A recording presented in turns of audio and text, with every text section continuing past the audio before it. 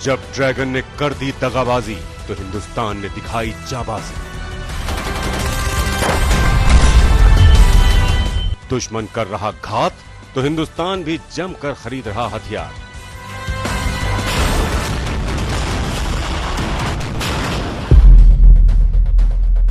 चीन ने पहले दुनिया के 200 मुल्कों में कोरोना का महाविस्फोट किया और उसके बाद भारत के साथ एलएसी पर अकड़ दिखाने लगा। लेकिन उसने भारत को 1962 के हिसाब से आंकने की बहुत बड़ी भूल कर दी। उसका नतीजा यह हुआ कि एलएसी पर उसने खुराफात तो शुरू कर दी, लेकिन भारत ने दम दिखाया तो उसकी हेकड़ी गुम हो गई।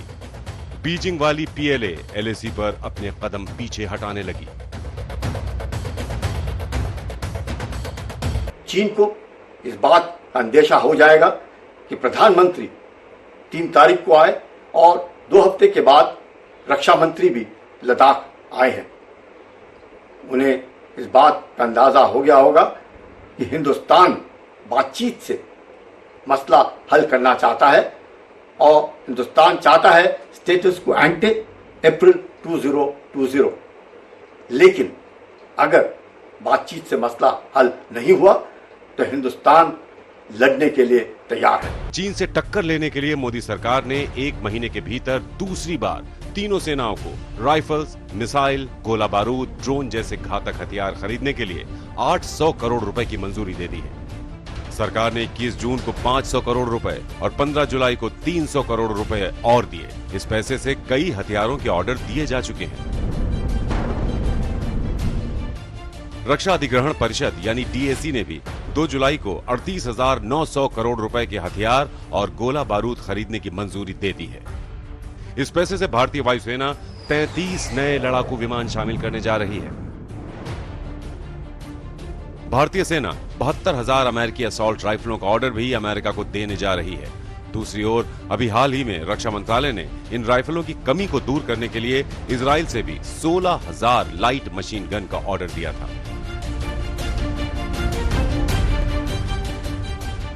इसके अलावा भारतीय सेना हाथ से लॉन्च करने वाले और दूर से नियंत्रित करने वाले मानव रहित हवाई वाहन रेवन को अमेरिका से खरीदने वाली है।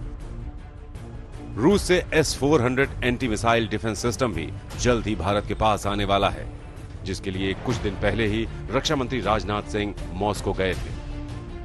मुझे भरोसा दिलाया गया है कि ऑनगोइंग कॉन्ट्रैक्ट्स को मेंटेन किया जाएगा और न केवल मेंटेन किया जाएगा बल्कि उनको और तेजी से कम समय में पूरा भी किया जाएगा, यह भी भरोसा दिलाया गया है। साथ ही हिंदुस्तान इजराइल से हेरोन ड्रोन और स्पाइक एंटी टैंक गाइडेड मिसाइलें भी खरीदने जा रहा है, जबकि भारतीय सेनाओं ने पहले ही इजराइल से स्पाइस 2000 बम, असॉल्ट राइफल, गोला बारूद और मिसाइलें खरीदने की प्रक्रिया शुरू कर दी है। चीन से निपटने के लिए भारत ने लद्दाख में अपने घातक हथियारों जैसे T-90 Bhishma tank, Chinook helicopter, Sukhoi 30 और अपाचे हेलीकॉप्टर तैनात कर रखे हैं। भारत की इसी ताकत को देखकर चीन को लग गया कि बातचीत करके पीछे हट जाने में ही भलाई है। दिल्ली में मंजीत नेगी के साथ आज तक ब्यूरो। रक्षा मंत्री राजनाथ सिंह के लद्दाख पर एलएसी के दौरे से 2 हफ्ते पहले प्रधानमंत्री नरेंद्र मोदी खुद ही लद्दाख होकर आए थे। उनका जाना सिर्फ चीन ही नहीं बल्कि दुनिया के लिए एक बड़ा पैगाम था कि भारत अपनी एक एक इंच जमीन की हिफाजत के लिए किसी भी देश को मुंहतोड़ जवाब दे सकता है। और अब तो दुनिया के बड़े बड़े विशेषज्ञ भी मानने लगे हैं कि चीन को उसके ब्लंडर का एहसास हो चुका है।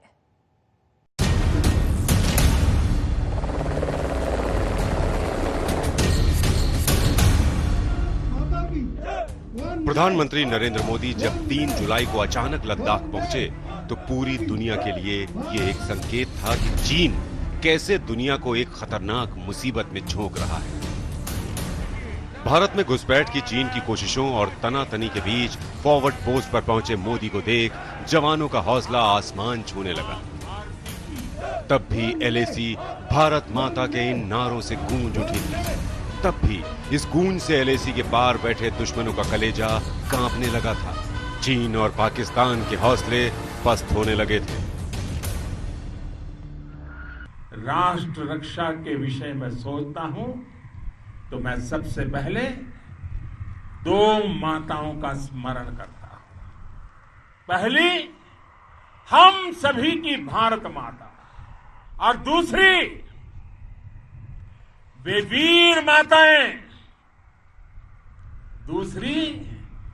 वीर माताएं, जिन्होंने आप जैसे पराक्रमी योद्धाओं को जन्म दिया।